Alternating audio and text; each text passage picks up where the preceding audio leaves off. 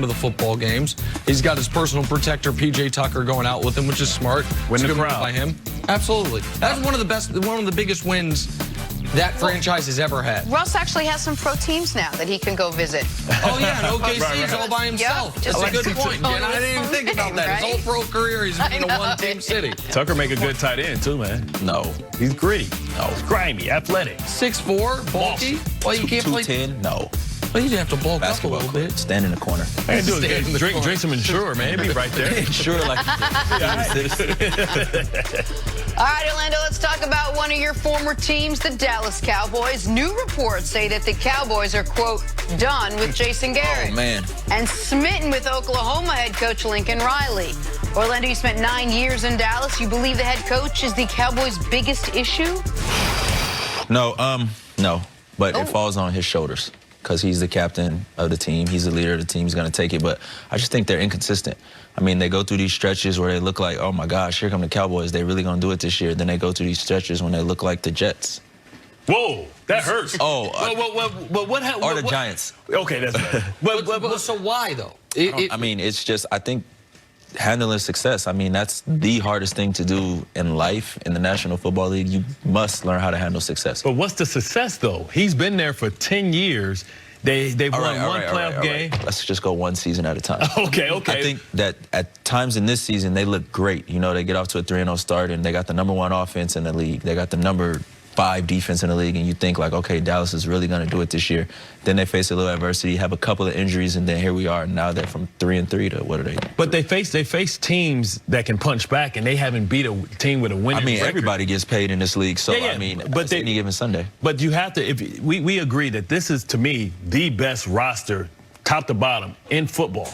Dallas? If not, yeah, I think top to bottom, they have a great offensive line, a great defensive line. They have a lockdown corner. They have everything that you would want. I think the safety position leaves something to be desired, but they have the best running back. They have a more than adequate quarterback. They have a #1 receiver in Cooper, Gallup. They got they got everything that you would think. They got but Cobb. I just think that you got to perform. You got to be able to perform on a week in and week out basis. I think that as good as Zeke's been this season, and I don't know his stats, but I would argue that he's in. I would argue that he's in the top 5 in rushing. Right outside, but yeah, right there. Okay, he's in top 6, top 7. The quarterback is playing phenomenal, but I just think at times, they don't play well on defense. They don't create enough turnovers. They don't run the ball well at times, and they face these teams that are. When you play in Dallas, and me playing in Dallas is. Everybody feels like you feel. Like, why they think they so good? They ain't won anything, so you're getting everybody's best shot.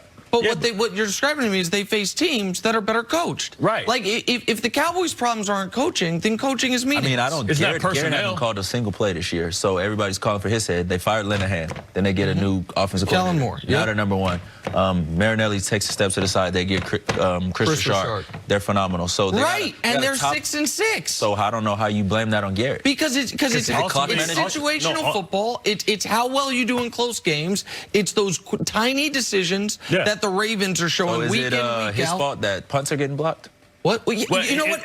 Ultimately, absolutely. it goes on his permanent That's why I said that he ultimately takes it because he's the leader of the team. But, I mean, Jerry has put these people in place, just like Jerry put Jason in place when Wade was a coach. He's put Kellen Moore in place. He okayed that. He put Chris Richard there. So it's kind of when you got an owner and a general manager that has the final say on everything. I mean, I'm hard pressed to blame it on. Yeah, Jason. but the problem with to me, the problem with that is the issue with the Cowboys is not that they don't have enough good players. The issue with the Cowboys is not the Giants. Right. Which is, listen, Shermer's probably going to take the fall, and Shermer might be a bad coach, but that is a terrible roster. That team has been put together with I don't know what in mind. The Cowboys, maybe you disagree, the most talented roster in football. They are a very talented roster. Absolutely. They are more talented than their record. But no doubt about it. But I think that everybody gets caught up and you look at the price tag of these players, and then when you look at the price tag and you say, well, we got the top paid running back. No, I'm looking at the accolades. I'm looking at DeMarcus Lawrence last year. I mean, was but we've always had a lot of Pro Bowlers and a lot of people on the team. Right, but they don't have the wins. That's what I'm saying. If you have all the talent and it's not the players that's a problem, it has to be the coaching. And even though that Jason Garrett isn't a coordinator, he's not calling plays. It's his job to oversee and make sure that. Totally agree, but you can fire him, get rid of him, bring in Lincoln Riley, and then what do you do when you face him? You're gonna have the same players. Well, I think you have to hold these players accountable because I feel like this team. But I think he does hold them accountable, but he doesn't do it publicly, but if you go sit in a team meeting, he's holding everybody accountable. He's putting everything on the line. He's putting it out there. Well, listen, it sounds like you, as someone who played for him, likes him and like respects him as a coach. I'm just calling it how it is. From playing for different coaches, I mean, I've seen that. And I think that's super valuable. I think it's important that someone that's been there to say, actually, inside the team, he does hold us accountable. The point I'm making is, however he does it, the effectiveness has worn off. Sometimes you need a fresh start. I couldn't agree with you more. I think his voice has become stoic. I think it has become stale. I think it's just like once they're going through these stretches, it's like they're so used to it. This happens to us every year. This happens to us every year, and you know everything we want is still ahead of us because our division stinks. We can still make the playoffs. Anything can happen when you get in the playoffs, but that's really not true. I think that you need to go into the playoffs with some type of momentum. Are you going to be at home? Right? Exactly. It's the idea that, well, once you make the tournament, anything can happen. Technically is true, but practically is not. You can't be a team that loses to every good team you play to all year, and now you got to beat 4 of them in a row to do what Jerry said you want to do, which is win the Super Bowl. Unless you're the Giants of 2007. But the Giants, at least, even in 07, they showed you something. They beat somebody. And that final week of the year, they showed you they could go toe-to-toe against New England in the final week of the year, the undefeated Pats. But one thing on Lincoln Riley, before we move on to Philly, to me, that would be a massive mistake. I think so. They'll just play, spread offense and absolutely no defense? Because they need someone who, A, has NFL coaching experience, and B, was there in Baylor. I wouldn't do that either.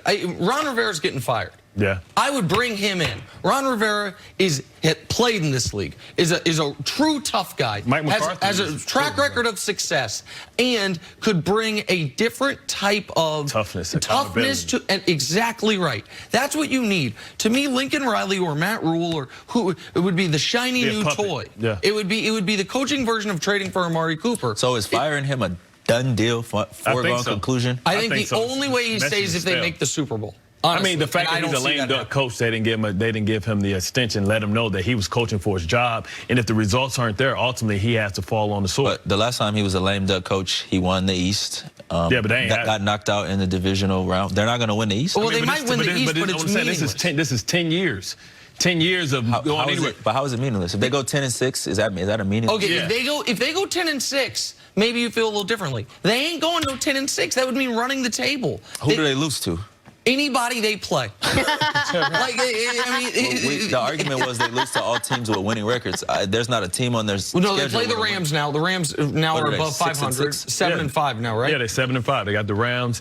It's just going to be tough for him because I feel like the message is old. You know, we experienced this with Brian Billick, even though we had just won the Super Bowl a couple years before, went to the playoffs, had the best record. At some point, you have to make a change because it's just not clicking. It's not resonating. We know what Jason Garrett is. He's a good coach. I totally get that, but I can't just sit up here with you guys and just take the Jason Garrett slander as if he's a horrible coach. He's been in No, it's a lot of great coaches that are unemployed that were good coaches. No, I think he's still. I mean, Rex Ryan went to 2 AFC championships and he's unemployed. And he'll get a job. And then he went up to Buffalo and went to. But that was less than 10 years. But he had 10 years of this. He still finished 8-8 in Buffalo. I think Rex